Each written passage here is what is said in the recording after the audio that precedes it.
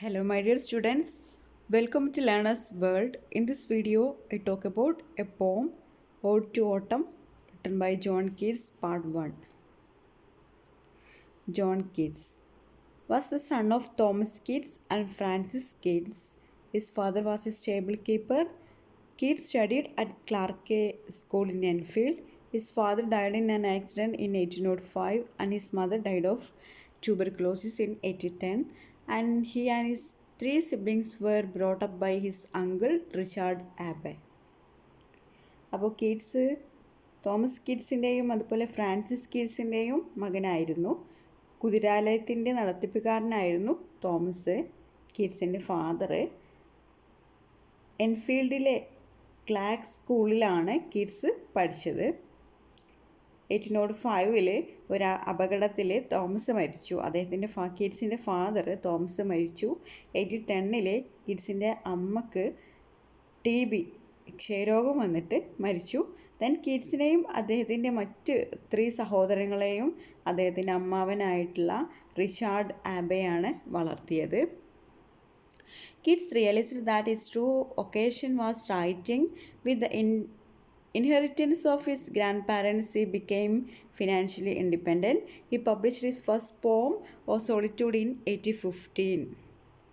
അപ്പോൾ ചെറുപ്പത്തിൽ തന്നെ കീറ്റ്സിന് മനസ്സിലായി തൻ്റെ തൊഴിൽ എഴുത്താണെന്ന്. അങ്ങനെ ഗ്രാൻഡ് പാരൻറ്റിൻ്റെ സ്വത്ത് കിട്ടിയപ്പോൾ കീറ്റ്സിന് അത്യാവശ്യത്തിനുള്ള പണമായി എന്നാണ് പറയുന്നത്. 1850 കീറ്റ്സിൻ്റെ ആദ്യത്തെ കവിതയായിട്ടുള്ള ഓ സോളിറ്റ്യൂഡ് പ്രസിദ്ധീകരിച്ചു. It was followed by his first major poem on looking into Chapman's Homer, 1860. അപ്പോൾ അതിനുശേഷം അദ്ദേഹത്തിൻ്റെ ഒരു പ്രധാന കവിതയായിട്ടുള്ള on looking into Chapman's Homer എന്ന കവിത 1860 പബ്ലിഷ് ചെയ്തിട്ടുണ്ടായിരുന്നു. His long poem Endymion, which starts with the famous line "A thing of beauty is joy forever," got negative reviews. അതിനുശേഷം അദ്ദേഹത്തിൻ്റെ അടുത്ത കവിത എൻജിമിയൻ ആയിരുന്നു. ഒരു നീളമുള്ള ലെങ്തി ആയിട്ടുള്ള ഒരു കവിതയായിരുന്നു അത്. പക്ഷെ അത് ഭയങ്കരമായിട്ട് വിമർശിക്കപ്പെട്ടു എന്നാണ് പറയുന്നത്. അതിലാണ് അദ്ദേഹത്തിൻ്റെ ഒരു വലിയ പ്രശസ്തിയുള്ള വരിയുള്ളത്, "a thing of beauty is a joy for ever" എന്നുള്ളത്. He was engaged to Fanny Brown, who was his lover. His brother Tom died of tuberculosis in 1880. അതിനുശേഷം തൻ്റെ കാമുകിയായ ഫാനി ബ്രൗണുമായി അദ്ദേഹത്തിൻ്റെ വിവാഹസമ്മതം നടത്തുന്നുണ്ട്. 1880 കീറ്റ്സിൻ്റെ സഹോദരൻ ടോം ക്ഷയം വന്നിട്ട് മരിക്കുന്നുണ്ട്. The year 1890 was the most faithful year for Keats. He wrote his 6 famous odes that year. In December 1890, Keats knew he too had tuberculosis. അങ്ങനെ കീറ്റ്സിൻ്റെ ജീവിതത്തിൽ ഏറ്റവും പ്രാധാന്യമുള്ള വർഷമായിരുന്നു 1890. അദ്ദേഹത്തിൻ്റെ ഏറ്റവും പ്രശസ്തമായ 6 ഓഡുകൾ ഈ വർഷമാണ് അദ്ദേഹം എഴുതിയത് എന്നാണ് പറയുന്നത്. ആ ഒരു വർഷം തനിക്കും ക്ഷയമുണ്ടെന്ന് കീറ്റ്സ് തിരിച്ചറിഞ്ഞു. In 1820, he moved to Rome, bidding adieu to Fanny Brown. He went to Rome to experience better climate and better health. He died in 1821 in Rome and was buried there. Shelley's Adonais, it published in 1821, was an elegy in memory of Keats. അങ്ങനെ നല്ല കാലാവസ്ഥയിൽ കഴിയാനായിട്ട് അദ്ദേഹം ഫാനി ബ്രൗണിനോട് യാത്ര പറഞ്ഞുകൊണ്ട് റോമിലേക്ക് പോയി എന്നാണ് പറയുന്നത്. 1821 റോമിൽ വെച്ച് അദ്ദേഹം മരിക്കുകയും അവിടെ അടക്കപ്പെടുകയും ചെയ്തു. ഷെല്ലിയുടെ അഡോണൈസ് എന്ന കവിത കീറ്റ്സിൻ്റെ ഓർമ്മക്കായിട്ട് രചിച്ചതാണ്.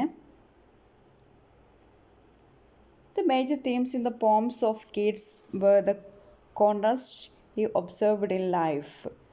ജീവിതത്തിൽ താൻ ദർശിച്ച വൈവിധ്യങ്ങളാണ് കീറ്റ്സിൻ്റെ കവിതയിലെ പ്രമേയങ്ങൾ. He wrote about the short notes of life and the permanence of beauty and the imagined reality and the experienced reality. അപ്പോൾ ജീവിതത്തിൻ്റെ ക്ഷണികതയും സൗന്ദര്യത്തിൻ്റെ മരണമില്ലായ്മയും ഭാവനയിൽ കാണുന്ന യാഥാർത്ഥ്യങ്ങളും അനുഭവിക്കുന്ന യാഥാർത്ഥ്യങ്ങളും ഒക്കെയാണ് അദ്ദേഹത്തിൻ്റെ തീമായിട്ട് വരുന്നത് എന്നാണ് പറയുന്നത്. He celebrated the senses beauty of nature. Keats often felt the fierceness of death as his parents and brother died. അപ്പോൾ പ്രകൃതിയുടെ രമണീയത കീറ്റ്സ് ആവോളം ആഘോഷിച്ചു എന്നാണ് പറയുന്നത്. തൻ്റെ മാതാപിതാക്കളുടെയും സഹോദരൻ്റെയും അകാല ചരമങ്ങൾ മരണത്തിൻ്റെ ഭീകരതയെപ്പറ്റി അദ്ദേഹത്തെ മനസ്സിലാക്കി കൊടുത്തു. So in his poems we find that Keats is preoccupied with morality. അപ്പോൾ അതുകൊണ്ട് തന്നെ അദ്ദേഹത്തിൻ്റെ പല കവിതകളിലും മരണത്തെ പറ്റിയുള്ള പരാമർശങ്ങളുണ്ട് എന്നാണ് പറയുന്നത്. Kits new life was A mixture of pain and pleasure, joy and sorrow, life and death, and happiness and melancholy. Keats' poetry, famous for its mystical female figure of love, ambition, and poesy against the medieval masculine world. അപ്പോൾ കീറ്റ്സിൻ്റെ അഭിപ്രായത്തിൽ ജീവിതം എന്ന് പറയുന്നത് ഒരു സുഖദുഃഖ സമ്മിശ്രമാണെന്നും സന്തോഷവും സങ്കടവും ജീവിതവും മരണവും മാറി മാറി വരുമെന്നും അദ്ദേഹത്തിന് അറിയാമായിരുന്നു. അദ്ദേഹത്തിൻ്റെ കവിതയിൽ ഒരു രഹസ്യാത്മകതയുള്ള സ്ത്രീയെ നമുക്ക് ദർശിക്കാം. അതായത് സ്നേഹം, ആഗ്രഹങ്ങൾ, കവിത മുതലായവ സ്ത്രീഭാവമുള്ളതായി അദ്ദേഹം കാണുന്നുണ്ട് എന്നാണ് പറയുന്നത്. അതുപോലെ മധ്യകാലഘട്ടങ്ങളിലെ പുരുഷത്വത്തിനായിരുന്നു പ്രാധാന്യം എന്ന കാര്യം നമ്മൾ ഓർക്കണം. Kits was A romantic poet. Romanticism began with the publication of lyrical ballads by William Wordsworth and Samuel Taylor Coleridge in 1798. അപ്പോൾ കീറ്റ്സ് ഒരു റൊമാൻറ്റിക് പോയറ്റ് ആയിരുന്നു, ഒരു കാൽപ്പനിക കവിയായിരുന്നു. റൊമാൻറ്റിസിസം തുടങ്ങിയത് ലിറിക്കൽ ബലാഡ്സ് എന്ന ബുക്ക് പ്രസിദ്ധീകരിച്ചത് മുതലാണ്. വില്യം വേർഡ്സ്വർത്തും സാമുവൽ ടൈലർ കോളറിഡ്ജും കൂടിയാണ് ഈ ഒരു ബുക്ക് 1798 ഇത് പുറത്ത് വരുന്നത്. Romanticism is A protest against classicism. അപ്പോൾ റൊമാൻറ്റിസിസം ക്ലാസിസത്തിന് എതിരായിട്ടുള്ള ഒരു പ്രസ്ഥാനമായിരുന്നു എന്നാണ് പറയുന്നത്. Romanticism is A kind of liberalism brought into literature following the ideals of the French Revolution.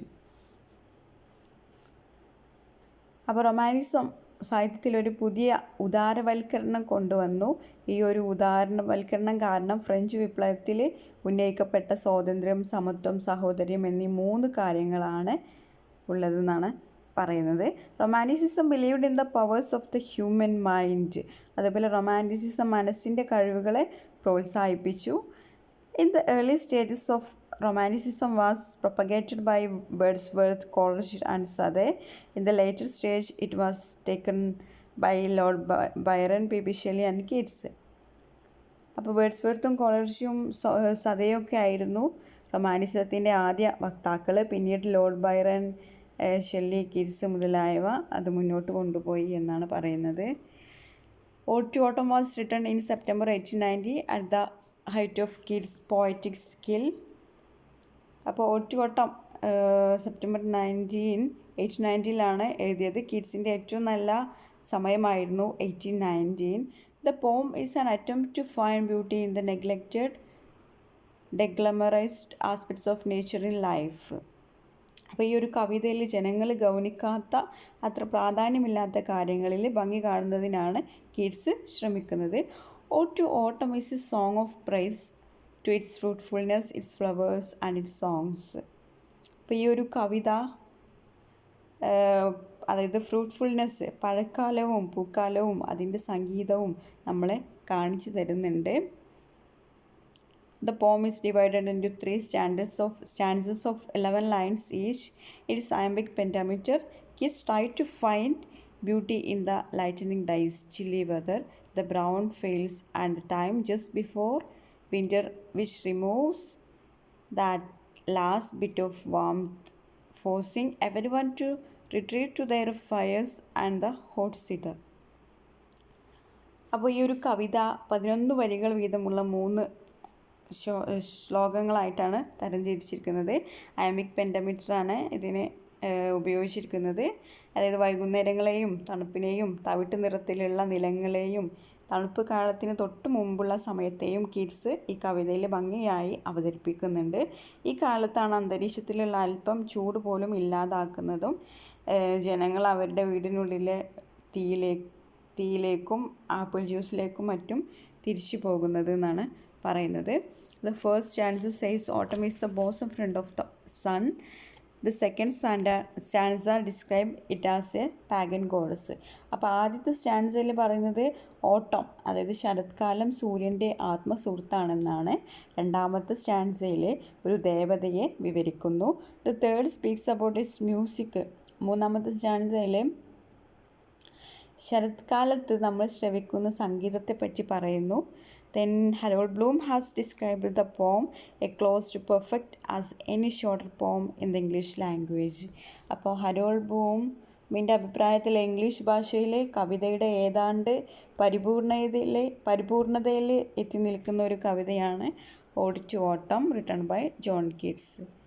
I conclude here. Thank you for watching our video. If you are interested, please subscribe, comment, share, like. Thank you.